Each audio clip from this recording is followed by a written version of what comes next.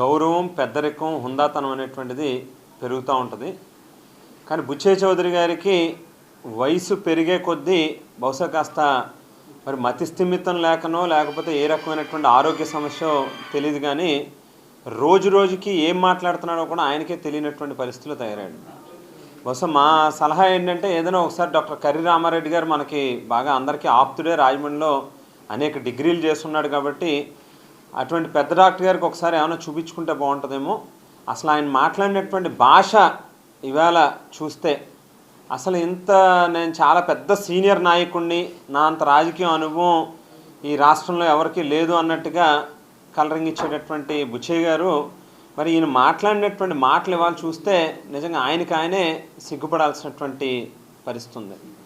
ఒక పక్కన హత్యా రాజకీయాల గురించి మాట్లాడతారు. అసలు హత్యా రాజకీయాలకి care of address Telugu Desam party.